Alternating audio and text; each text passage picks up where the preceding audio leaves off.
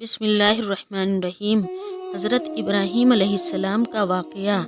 آپ کا ذکر قرآن شریف میں 68 جگہ آیا ہے۔ حضرت ابراہیم علیہ السلام بہت ہی بڑے نبی گزرے ہیں۔ دنیا میں جب بت پرستی کا زور ہو گیا، لوگ بتوں کو بناتے اور خود ان کی پوجا کرتے۔ حضرت ابراہیم علیہ السلام کے والد بھی بت بناتے تھے اور بتوں کو خدا سمجھتے تھے۔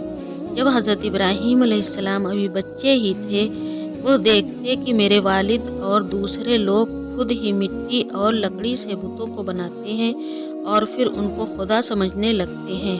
وہ حیران ہوئے کہ یہ سب لوگ ان بے زبان مورتیوں کو خدا سمجھ رہے ہیں۔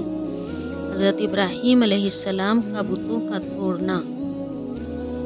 حضرت ابراہیم علیہ السلام ان لوگوں سے کہتے ہیں کہ تم لوگ کیوں ان بتوں کو پوجتے ہو؟ یہ تمہیں نہ کوئی فائدہ دے سکتے ہیں نہ نقصان۔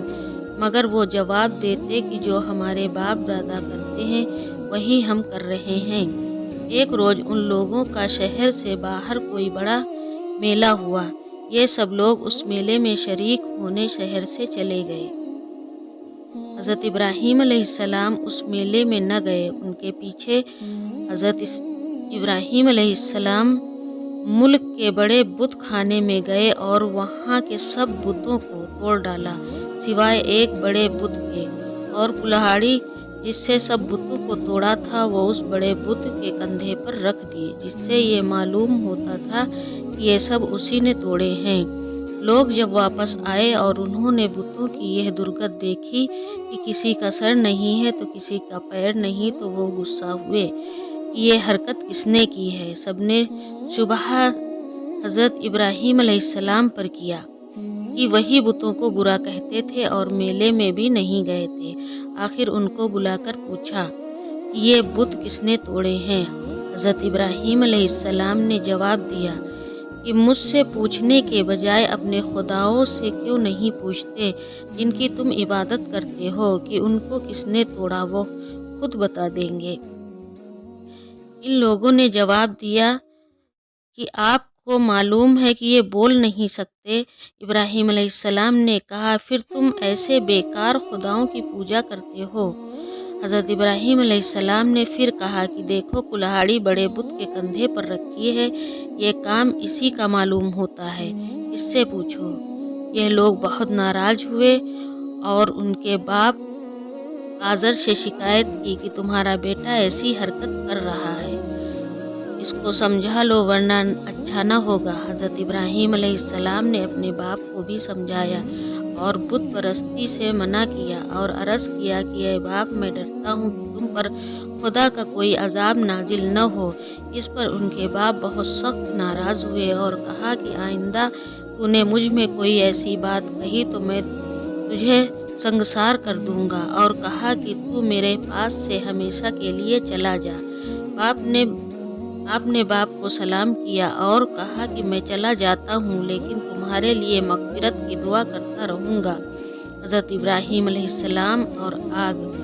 پھر کیا ہوا؟ وہاں کے بادشاہ نمرود کو، جو بہت ظالم اور بت پرست تھا، ان سب باتوں کا پتہ چلا کہ آزر کا بیٹا ابراہیم لوگوں کو بتوں کی پوجا سے منع کرتا ہے اور ایک خدا کی دعوت دیتا ہے، تو اس نے ان کو اپنے دربار میں بلایا اور آپ سے جھگڑنے لگا۔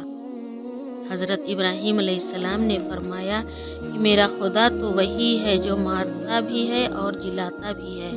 نمرود نے کہا کہ میں مار بھی سکتا ہوں اور جلا بھی سکتا ہوں۔ چنان سے اس نے ایک قیدی کو جس کو سزائے موت کا حکم ہو چکا تھا آزاد کر دیا اور ایک بے گناہ کو پکڑ کر قتل کر دیا، اور کہا کہ اب بتاؤ میرے اور تمہارے خدا کے درمیان کیا فرق ہے؟ حضرت ابراہیم علیہ السلام نے کہا میرا رب ہر روز سورج مشرق سے نکالتا ہے، تم اسے مغرب سے نکال دو۔ اس پر نمرود لاجواب ہو گیا اور حکم دیا کہ ابراہیم علیہ السلام کو زندہ جلا دیا جائے۔ چنانچہ بہت سی لکڑیاں اکٹھا کی گئی اور ان میں آگ لگائی گئی۔ جب آگ بہت بھڑک اٹھی، اس کے شعلے آسمان کی خبر لانے لگے، تو حضرت ابراہیم علیہ السلام کو اس میں پھینک دیا گیا۔ मगर वो आग खुदा के हुक्म से ठंडी हो गई और आपको आग से कोई तकलीफ नहीं पहुंची। इस तरह जो लोग अल्लाह ताला से के कहने पर चलते हैं, अल्लाह पाक उनको हर तकलीफ से बचा लेते हैं और उनके लिए आसानियाँ ही आसानियाँ हो जाती हैं। और जो लोग अल्लाह ताला का कहना नहीं मानते, उनके लिए इस दुनिया में मुश्किल ही मुश्किल होता है और मरने के बाद तो हमेशा जहन्नम में रहेंगे। हज़रत इब्राहीम अलैहिस्सलाम और ज़मज़म। हज़रत इब्राहीम अलैहिस्सलाम अल्लाह के हुक्म से हज़रत हाजरा और अपने बच्चे हज़रत इस्माइल अलैहिस्सलाम को, जो अभी पैदा हुए थे, एक ऐसी जगह छोड़ आए जहाँ दूर दूर तक आबादी न और न पानी था और न कोई दरख्त था। हज़रत हाजरा ने हज़रत इस्माइल अलैहिस्सलाम को एक पत्थर के साया में लिटाया और ख़ुद पानी की तलाश में इधर उधर दौड़ने लगी, लेकिन पानी न मिला। खुदा की कुदरत से जहाँ हज़रत इस्माइल अलैहिस्सलाम एड़ियाँ रगड़ रहे थे, वहाँ पानी का चश्मा फूट निकला, जो आज तक जमजम के नाम से मशहूर है। और हज़रत हाजरा जहाँ दौड़ी थी उसे सफ़ा व मरवा कहते हैं, जहाँ जाकर आज हाजी इसी तरह दौड़ते हैं।